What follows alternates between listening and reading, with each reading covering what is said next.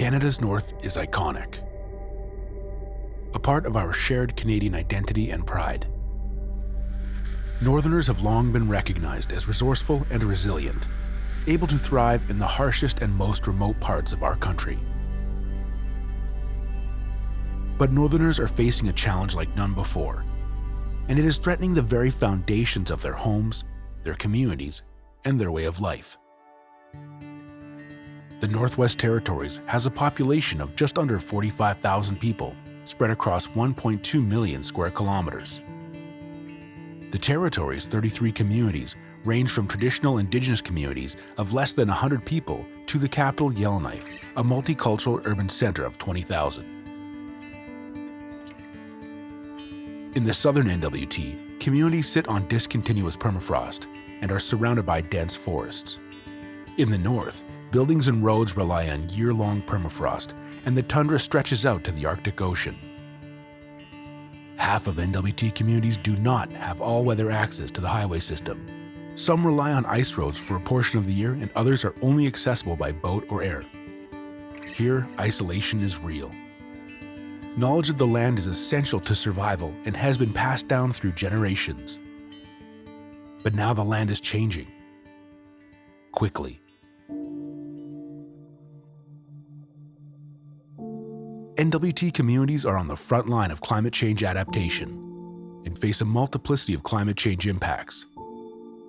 Fire, flooding, thawing permafrost, slumping on a huge scale, changing precipitation and snow loads, uncertain ice conditions, river and coastal erosion, and groundwater impacts.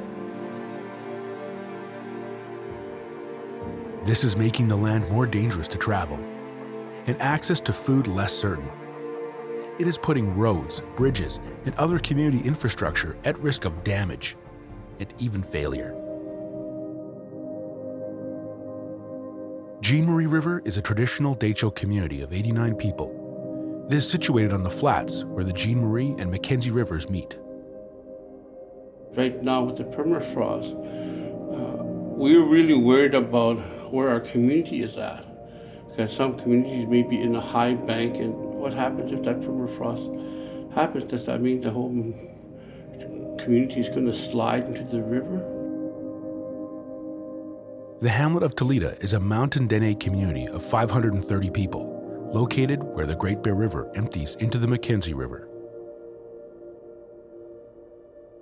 Water is a lot shallower and a lot dirtier now, a lot more mud that we've never seen before. We've experienced a few times with our water intake of where we've had a lot of silt and whatnot coming into our filter system because of the water being so low. The town of Inuvik is a major hub for the Western Arctic and is one of the Northwest Territories' 6 tax-based communities. The population of 3,250 is a mix of Inuvialuit, Gwich'in, and non-Indigenous people. In the winter, sometimes I'm a little nervous to travel around because you're not sure if it's safe enough or not, because it could look fine on top, but there could just be a little layer under it that's wide open.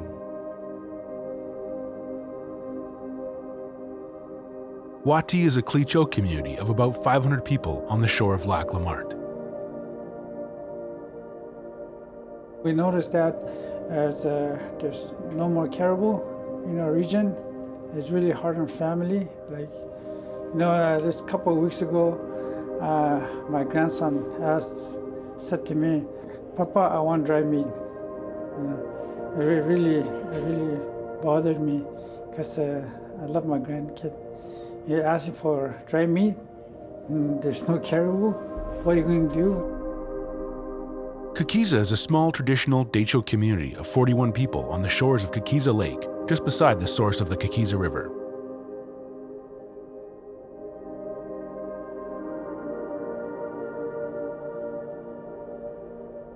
In 2014, the fire came really quite close to our community. It just burned around the campground, the graveyard, and the Kakiza.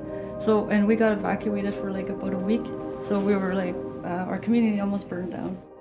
In 2014, the NWT saw its worst fire season in 3 decades. In all, 385 fires burned in the territory, 57% more than average. The government of the Northwest Territories estimates that 2.8 million hectares of forest were burnt, and that fighting the fires cost $56 million. The fires caused highway closures, air quality warnings, and required one community to be evacuated. It is estimated that the fires emitted 346,000 kilotons of carbon dioxide. Meanwhile, above the tree line, communities are facing immediate risks from permafrost thaw and erosion. The hamlet of Polituck is in a NWTAC community of 300 people near the mouth of the Northwest Passage. Some of our houses are probably 30 or 40 feet from the open banks, and in some areas we've had to put material in where they're sliding off into the ocean. The hamlet of Fort McPherson is a primarily Gwich'in community of 684 people that sits on a bluff overlooking the Peel River. Right now, our bank is eroding, which is closely to our church and homes, our graveyard, all that is eroding slowly. We're having landslides, we have slumps. Many communities in the NWT face imminent risks, but none more than Tuktoyaktuk, an Inuvialuit hamlet of 900 people that literally juts into the Arctic Ocean.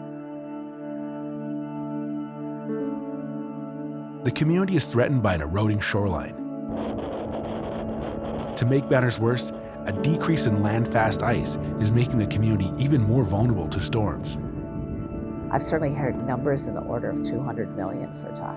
Whether that's where it ends up, but those are the kinds of numbers, which when you think about a little town of 800 or 900 people, that is a phenomenal burden. The impact of all this change on small community governments can quite simply be overwhelming. A recent study commissioned by the NWT Association of Communities found that the cost of permafrost decay alone on public infrastructure will be in the order of $1.3 billion. This far exceeds the capacity of the territorial and community governments, especially when permafrost thaw is only one of many climate change impacts they are facing. But NWT governments are not standing by waiting for others to tackle this challenge. They are addressing priority areas with the resources they have. Right now, we're dealing with drainage plan within our community to offset the waters that's affecting the permafrost on top of the ground within the roads and also under the houses. Right now we're doing a lot of fire smart around our community. We're knocking down all the big trees that are growing around our community that are like getting old. We've done mapping on the community, and they've identified areas that are probably not the best places to build. This year we put in close to $1 million worth of road infrastructure, and that's just to try, and a lot of it was filled because of the ground that was so soft underneath. The territorial, indigenous, and community governments are also pulling together, doing research, educating themselves, planning and implementing solutions. But they cannot do this alone. Tackling climate change impacts in the Northwest Territories will require more dialogue, increased collaboration, and greater flexibility in programs and funding. The federal government considers 100,000 to be the benchmark for a small town, and we don't even hit that in the whole territory. So when you talk about human capacity, that obviously becomes a challenge. When you talk about knowledge, that obviously becomes a challenge. When you talk about dollars, that obviously becomes a challenge. And just enough hours in the day. When you're also, at the same time, it's the same folks that are also trying to keep these places running as well. And right now, this is something off the corner of their desk. And it's very real, and they know it's creeping towards them, but they just got to survive today. And I'm going to get to that tomorrow. And that's part of the real human issue around it. Canada's Arctic and Northern Policy Framework has identified that action is needed to shore up community-level capacity to reduce climate change risks. It calls on federal departments to partner with territories and Indigenous peoples to facilitate greater understanding of climate change impacts and adaptation options through monitoring and research, to facilitate Indigenous-led and community-based approaches, and to enhance support for climate adaptation and resilience efforts. While Canada has been investing in climate change mitigation and adaptation, many of the available models and programs are inaccessible or ill-suited to northern communities. For example, many programs are narrowly focused on flood risk and stormwater management or other common risks in southern Canada. Others will only look at large projects or require a significant matching contribution. This puts them out of reach for most NWT communities. Add to this the requirements around applications, project management, and reporting, and it means that few NWT communities are able to take advantage of climate change programs. I'm always really sad when I get the phone call at the end of a program or after the first intake and they say to me, we didn't get any NWT or Northern applicants. And I look at the program and I'm like, I can tell you why. Can we chat? We really want to talk to folks before you design the program so that we can help you make it relevant to our communities, to address the various challenges they have.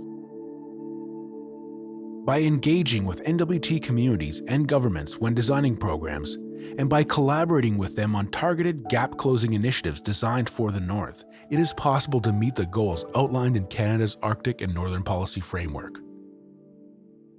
And one of the things that the Elders House says is that prepare our communities for the change that is coming, because the kids that are not here yet are the ones that's going to be really badly hurt.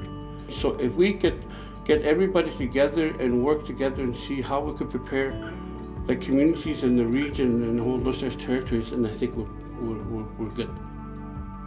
Let us help you make a difference in the NWT. Please contact us to learn more about how you can help NWT communities meet the challenge of climate change.